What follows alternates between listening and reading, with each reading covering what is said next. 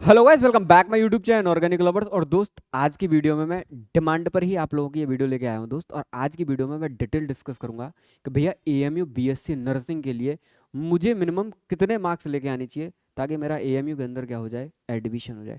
Detail cut off का दोस्त क्या करने वाले हैं, हम लोग एनालिसिस करने वाले हैं। और कट ऑफ के साथ साथ बहुत दोस्त बहुत इंपॉर्टेंट है, मैं आप लोगों के साथ में डिस्कस करूंगा कि कौन कौन बच्चा एलिजिबल है, इस एंट्रेंस का सिलेबस क्या है, फीस स्ट्रक्चर क्या है, सीट मैट्रिक्स क्या है। और मैंने पांचवा पॉइंट लिया है कोर्सेज, वो मैंने लिया है बीएससी पैरामेडिकल के लिए, बीएससी नर्सिंग के लिए नहीं लिया। ये पांचवा पॉइंट लिया है बीएससी पैरामेडिकल के लिए। डिटेल दोस्त क्या करने वाला हूँ, डिस्कस करने वाला हूँ। बीएससी ऑनर्स के बच्चों को पढ़ा रहा था, तो बहुत सारे बच्चे मेरे चैनल पर कमेंट कर रहे थे बार बार कि भैया आप एक बार बीएससी नर्सिंग के बारे में बताइए। तो आज की वीडियो में मैं आपको बीएससी नर्सिंग का पूरा सेटअप बताऊंगा। नेक्स्ट जो वीडियो में लेके आऊंगा उसमें मैं आपको डिटेल में बताऊंगा कि आपको प्रिपरेशन कैसे करनी चाहिए ताकि आप मिनिमम टाइम में दोस्त क्या कर पाओ, अपना एडमिशन सिक्योर कर पाओ या एंट्रेंस क्वालिफाई कर पाओ। क्योंकि इस टेस्ट की जो डेट है दोस्त इस बार, वो डेट है आपकी 24 अप्रैल। ठीक, तो इस बार जो आपका टेस्ट होने वाला है वो 24 अप्रैल को होने वाला है। ठीक,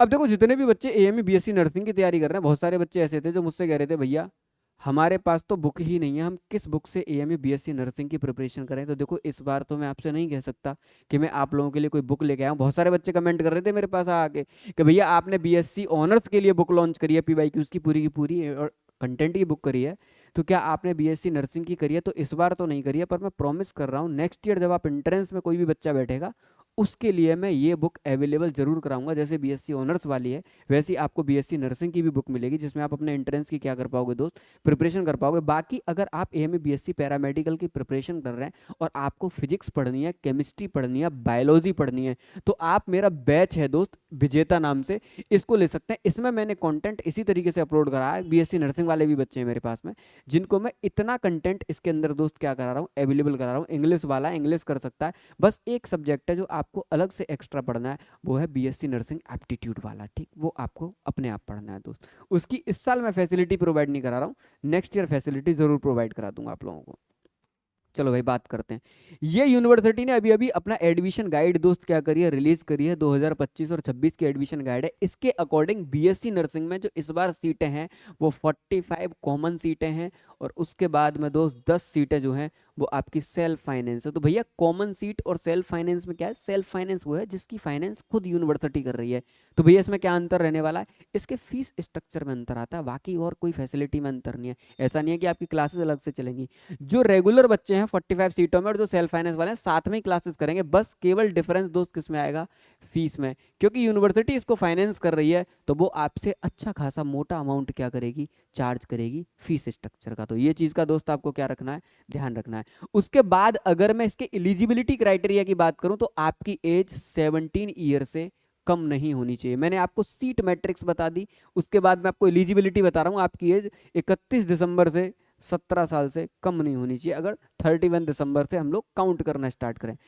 सिलेक्शन प्रोसेस, एडमिशन टेस्ट खुद से यूनिवर्सिटी कराएगी। और दोस्त देखना एलिजिबिलिटी क्राइटेरिया में आपका क्या है कि आपके 45% मार्क्स होने चाहिए पीसीबी में एज अ क्वालिफाइंग एग्जाम। ये आप लोगों को दोस्त क्या करना है, याद रखना है कि ये आपका क्या होना चाहिए, 45% मार्क्स होने चाहिए और आपकी एज 17 साल से कम नहीं होनी चाहिए। आप लोग क्या हो जाओगे, एलिजिबल हो जाओगे। उसके बाद में अगर सिलेबस की बात करूं तो 100 नंबर का आपका पेपर बनने वाला है, जिसमें वही एप्टीट्यूड फॉर नर्सिंग आपका 20 नंबर का रहेगा। 20 नंबर की फिजिक्स रहेगी, 20 नंबर की केमिस्ट्री रहेगी, 20 नंबर की बायोलॉजी रहेगी और 20 नंबर की ही दोस्त क्या रहेगी, आपकी इंग्लिश। टोटल 100 नंबर का क्या रहेगा आप लोगों के पास में, टेस्ट पेपर रहेगा। उसके बाद में जो इसका टेस्ट होगा वो केवल यूपी अलीगढ़ में ही आपका टेस्ट सेंटर है और कहीं नहीं है। बीटेक की तरह आपका बिहार में पटना में इस जगह पे पड़ जाता है, बिहार में पटना में आपका सेंटर पड़ जाता है, लखनऊ के अंदर सेंटर पड़ जाता है। यहाँ पे ऐसा कुछ भी नहीं है, और भी बहुत सारे एंट्रेंस है। यहाँ पे आपको केवल अलीगढ़ के अंदर ही दोस्त आके क्या करना है, अपना टेस्ट देना है।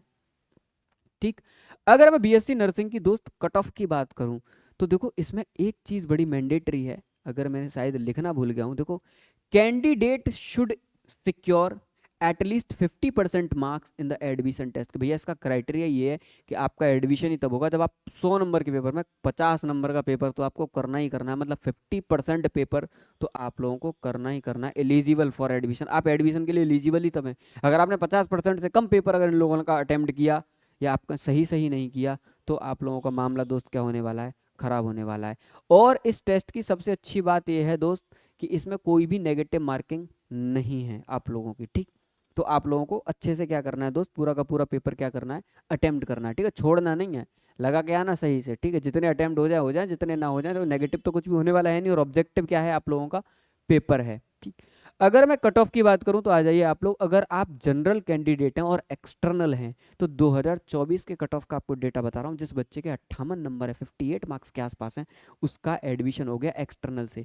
अगर कोई बच्चा आपका ऐसा है जो उसके पास में एक्सटर्नल था और ओबीसी था, 53 मार्क्स तक भी दोस्त उसका एडमिशन हो गया, और जो आपका एससी कैटेगरी का था उसका 50 मार्क्स तक भी क्या हो गया, एडमिशन। 50 नंबर तो आपके एटलीस्ट होने ही चाहिए। और एससी में बहुत कम सीटें हैं, तो भैया प्रिडिक्शन लगाना बड़ा ही टफ है, बच्चे बहुत ज़्यादा अप्लाई करते हैं।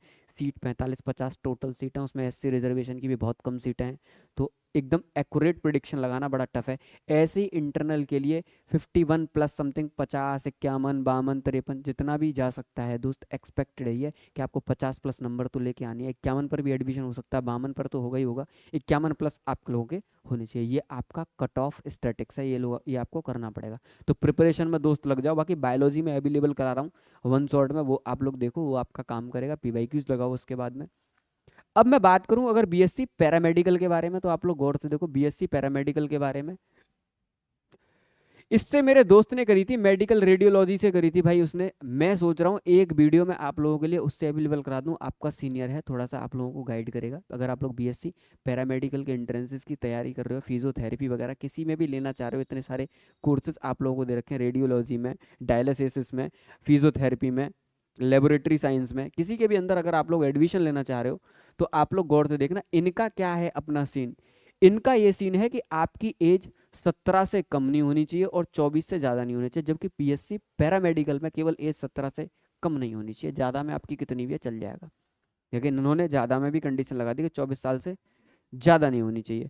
साथ के साथ आप लोग गौर से देखना, यहाँ पे थोड़ा सा क्राइटेरिया भी बढ़ गया। इन्होंने कहा 50% मार्क्स आपके एग्रीगेटेड होने चाहिए फिजिक्स, केमिस्ट्री और बायोलॉजी में 12th क्लास में, तब आप लोग एलिजिबल हैं किसके लिए, बीएससी पैरामेडिकल के कोर्सेज के लिए, ठीक है नहीं,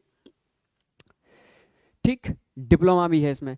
उसके बाद गौर से देखना, इसका पेपर कितने का होगा, ये पैरामेडिकल है, वो बीएससी नर्सिंग था, ठीक है, याद रखना।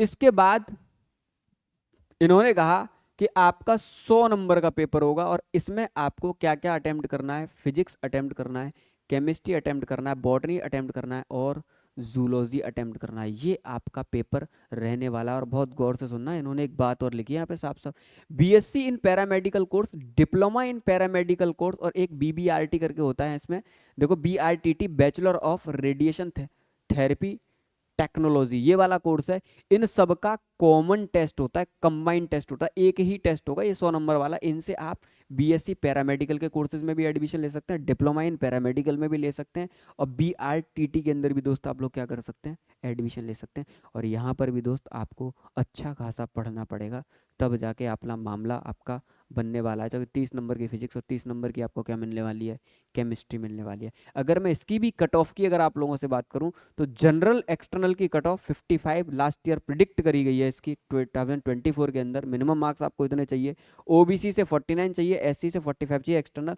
इंटरनल हो तो आपके 45 प्लस भी मार्क्स हैं, तो आप लोगों का दोस्त क्या हो जाएगा, एडमिशन। इसमें 50% मार्क्स रिक्वायर्ड नहीं है, जैसा आपका बीएससी नर्सिंग के अंदर था। तो आई होप आप लोगों को वीडियो पूरा का पूरा दोस्त पसंद आई हो। वीडियो को लाइक जरूर करना, और साथ के साथ चैनल के टच में रहना, और कमेंट सेक्शन में मुझे बताना कि कंटेंट कहाँ से अपलोड कराना है आप लोगों को, कौन सा सेक्शन है जो आपको टफ लग रहा है, वहीं से आपके कंटेंट की क्या कराते हैं, अपलोडिंग स्टार्ट कराते हैं। बाकी नेक्स्ट ईयर बीएससी नर्सिंग और बीएससी पैरामेडिकल वालों के लिए अपनी टीम से अच्छा खासा काम कराऊंगा। सबसे पहले आपके लिए पीवाईक्यूज की चैप्टर वाइज बुक पूरी की पूरी तैयार कराऊंगा, उसका वीडियो सोल्यूशन तैयार कराऊंगा, और बहुत सारे मॉक टेस्ट और कंटेंट अपलोड कराऊंगा, जो क्या करेगा, पिछले 10 साल के पेपर्स को इंक्लूड करके आप लोगों की हेल्प करेगा। तो आई होप आप लोगों को सारे के सारे डाउट क्लियर हो गए हो। अगर कोई भी डाउट रह गया तो कमेंट सेक्शन में मुझे जरूर भेजना दोस्त। बाकी मिलते हैं अगली वीडियो में, तब तक के लिए जय हिंद, जय भारत।